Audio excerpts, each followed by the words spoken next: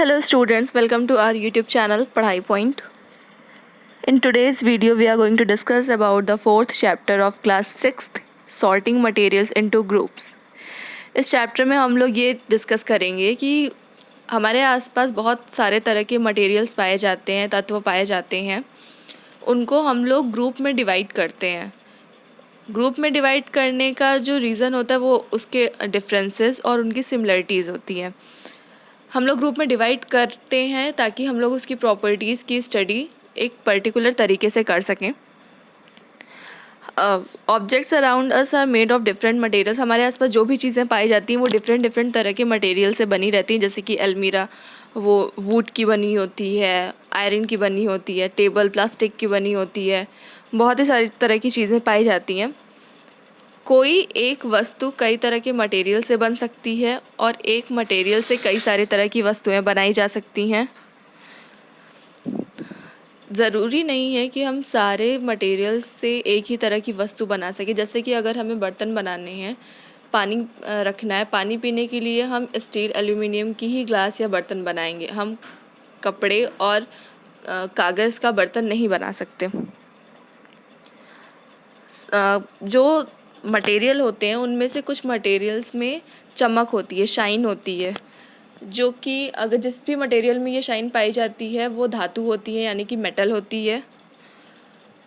Materials जिसमें कि ये शाइन पाई जाती है वो जैसे कि iron, copper, aluminium and gold, इस तरह के एग्जांपल्स होते हैं. बहुत सारे मेटल ऐसे होते हैं जिनके ऊपर शाइन नहीं दिखती है क्योंकि वो एयर के कांटेक्ट में आने के बाद उसके ऊपर जंग लग जाता है. इसलिए अगर हमें शाइन देखनी है तो या तो हम जंग को साफ़ करके देखें या फिर मटेरियल को बीच में से कट करके देखें. जो भी उसका न्यू सरफेस होता है उसमें शाइन दिखती है. कुछ मटेरियल्स सॉफ्ट होते हैं, कुछ मटेरियल्स हार्ड होते हैं. जैसे कि कॉटन, स्पंज वगैरह सॉफ्ट होते हैं, लेकिन आयरन वो हार्ड मटेरियल होता है. कुछ मटेरियल्स ऐसे होते हैं जो कि वाटर में सॉल्युबल होते हैं, जिन्हें कि हम जल में विलेय कहते हैं, तथा कुछ मटेरियल्स ऐसे भी होते हैं जो कि वाटर सॉल्युबल नहीं होते, जिन्हें हम जल में अविलेय कहते हैं. कुछ गैसेस वाटर सॉल्युबल होती हैं जैसे कि ऑक्सीजन, और कुछ लिक्विड भी ऐसे होते हैं जैसे कि जो कि वाटर में सॉल्युबल होते हैं, और कुछ ऐसे होते हैं जो कि वाटर में सॉल्युबल नहीं होते.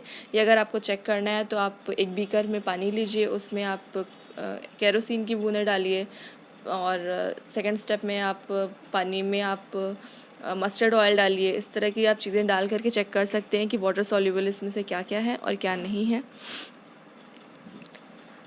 वाटर में जो ऑक्सीजन घुली रहती है वो एक्वेटिक एनिमल्स और प्लांट्स के लिए बहुत ही ज़्यादा यूज़फुल होती है. ट्रांसपेरेंट चीज़ें जो होती हैं हम उसके आर पार देख सकते हैं. वे सारी चीज़ें हम जिनके आर पार देख सकते हैं वो ट्रांसपेरेंट कहलाती हैं. जैसे कि हम पानी में आर पार देख सकते हैं. पानी में जैसे किसी चीज़ में पानी है तो उस बर्तन में नीचे क्या है हम देख सकते हैं, हमें दिखाई देता है अगर पानी साफ़ है तो. ग्लास, कांच के आर पार हम देख सकते हैं. जैसे कि कांच का कोई बर्तन है या बीकर है तो उसके अंदर क्या है वो हमें क्लियरली विजिबल होता है, दिखाई देता है, तो इसे हम कहते हैं ट्रांसपेरेंट. ओपेक जो होता है हमें उसके आर पार नहीं दिखाई देता है. जैसे कि लकड़ी, वुड का कोई बॉक्स है, उसके अंदर क्या रखा हुआ है हमें नहीं दिखाई देगा जब तक कि हम उसे खोल करके नहीं देखेंगे. और तीसरी कैटेगरी हमारी होती है ट्रांसलूसेंट. ट्रांसलूसेंट का मतलब होता है जिससे हमें आर पार दिखाई तो देता है पर क्लियरली नहीं दिखाई देता, वो ट्रांसलूसेंट होता है. पिक्चर में तीनों कंडीशन दिखाई गई है.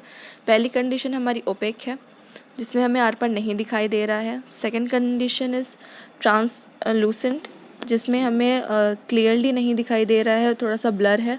और तीसरी जो पिक्चर है वो ट्रांसपेरेंट है जिससे हमें आर पार क्लियरली विजिबल है. तो ये सारे इंपॉर्टेंट पॉइंट्स थे इस चैप्टर के. अगर आप लोगों को वीडियो पसंद आई तो प्लीज़ वीडियो को लाइक करिएगा, वीडियो को शेयर करिएगा और चैनल को सब्सक्राइब करना मत भूलिएगा. Thank you so much.